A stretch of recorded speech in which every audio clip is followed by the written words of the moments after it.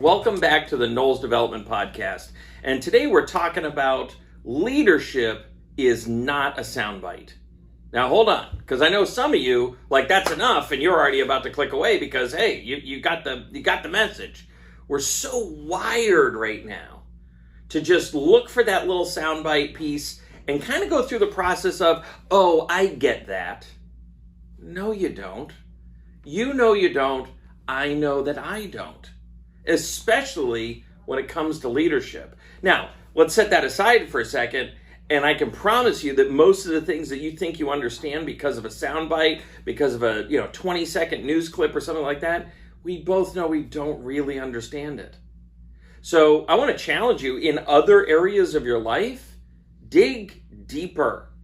Dig deeper, get a better understanding of what it is that's really going on out there, because it's actually going to help you in your ability to lead. So, all right, let's get back to leadership here, because leadership is not a soundbite. So what is leadership? Well, one of the great definitions of leadership I find is leadership is influence. Leadership is influence. I cannot lead others if I do not have influence with them.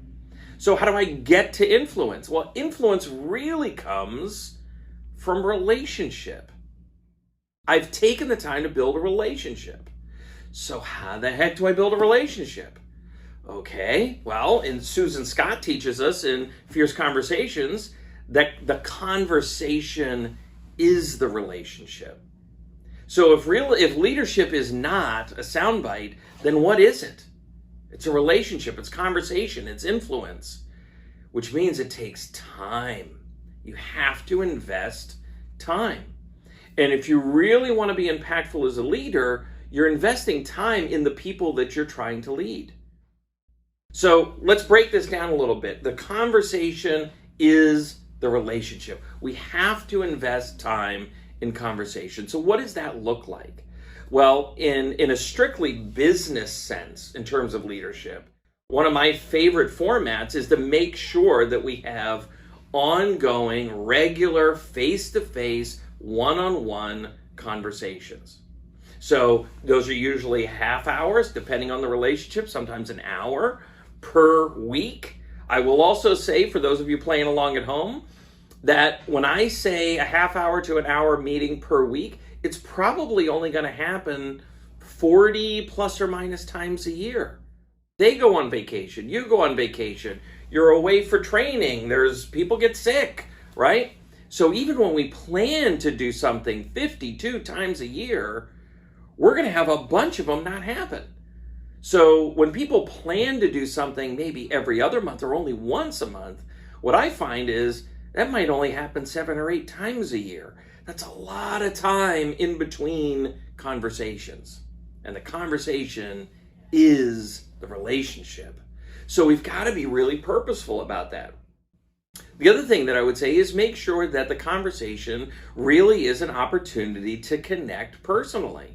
It's funny, we're recording this right after Thanksgiving, and I'm not sure when you're watching it, but Daniel and I, who work together here at Knowles Development, hadn't had much time to connect since leading up to Thanksgiving, during Thanksgiving, or after.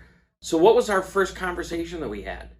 Well, for like 20 minutes, our conversation was about, how are you? How was your time? How was your time with family and friends and vice versa? It was real connection time. The conversation is the relationship. If the relationship is only business, that's because the conversation's only business. But I promise you, you're going to want to go deeper than that. You don't want to stay at soundbite. A soundbite's going to look like this. Hey, how was Thanksgiving? Good. Okay, great. When are we recording the podcast? That's what leadership as a soundbite's going to feel like. Okay? That's not what you're looking for.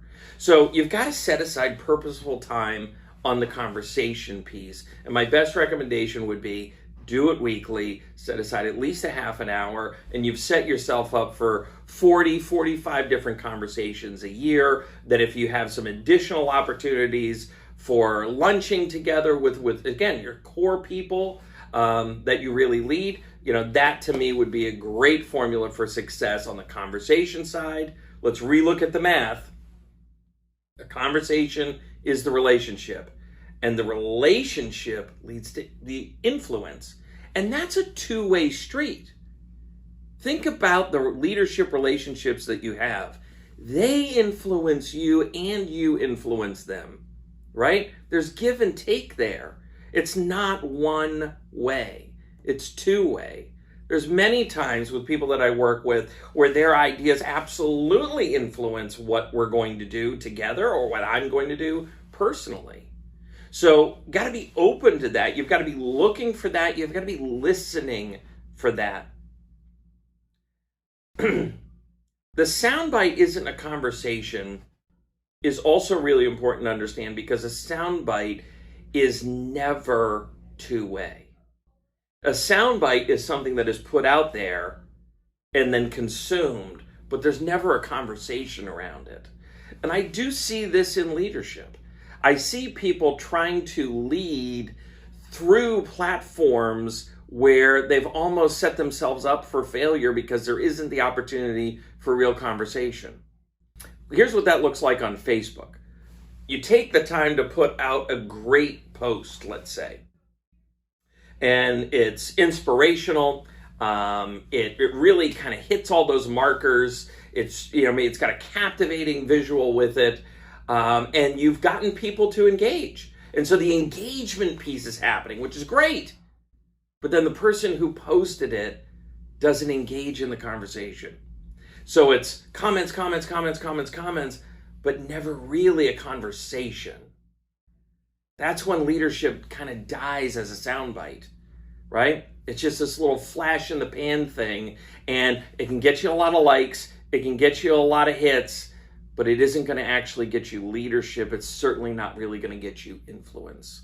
So if you're going to use a platform like Facebook, or you're going to use some of these other tools other than face-to-face, voice-to-voice conversation, I want to stress it needs to be two-way, because that's where that relationship is built. People don't care what you know until they know that you care. So you've got to keep that in mind. How do you do that when it's a one-way thing? You don't. It has to be a two-way conversation. So let's talk about 3 key pieces that I think are going to help you in your journey to keep your leadership from falling into soundbite land. Number 1, people need to feel heard. People need to feel heard. It's not enough for you to think that you heard them. That's not enough. It's the hearing actually needs to happen. The listening really needs to happen, and the people on the other side need to feel heard. And in our world of this, that can be challenging. I'm not perfect at it by any means. So just have an awareness around the fact that you've really got to be present. You've got to be actively listening. And sometimes you may even have to fall into some techniques like, hey, let me tell you what I heard, to make sure that what you're taking in is what the other person really meant to convey. When you get to that point where the other person really feels heard, there's a great opportunity for connection there. Number 2, leaders must put their people first. If you're putting yourself first, you're going to find pretty quickly you're not leading. You're just somebody going for a walk. There's nobody behind you. I do think that leaders need to be in the front of the pack. I am a fan of that. In other words, I'm not going to ask you to do anything I haven't done myself, right? I'm not a fan of the general at the back of the army going, go get them, boys, right? I'm much more a fan of the field commander right there in the trench with them going, we can do this. Come on. But to do that, you've got to put your people first. You've really got to put your people first.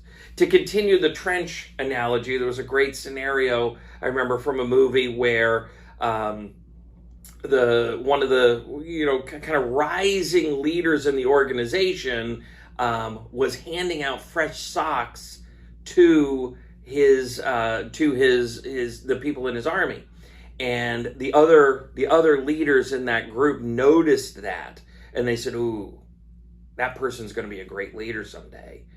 because they really put the care of their fellow soldier first and foremost, okay? First and foremost. So that's the piece I want you to hear. I want to make sure you understand that you're going to start by putting your people first, right? You're never going to get them to get into massive action behind your vision unless they understand that part of the outcome is to their benefit. That's why we're doing this. It's going to benefit them too. In whatever adventure it is that you guys are on. Our last one here is there is depth in leadership. It's not superficial. It's not water skiing. It's scuba diving, right? So you have to be willing to go deep, which means you got to be willing to go deep into relationship. You got to be willing to go deep into the conversation. It also means that you must be willing to be vulnerable.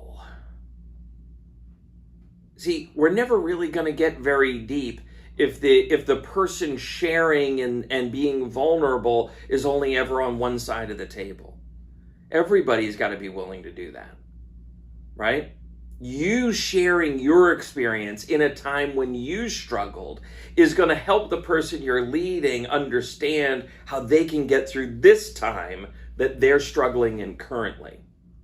You have to be willing to share it. You have to show people your shortcomings. Don't be afraid of that. Let that river flow deep, not just wide. Okay? So you want to build anything great?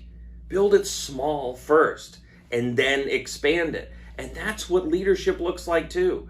You're never going to lead 100 people great unless you're leading 5 people really well.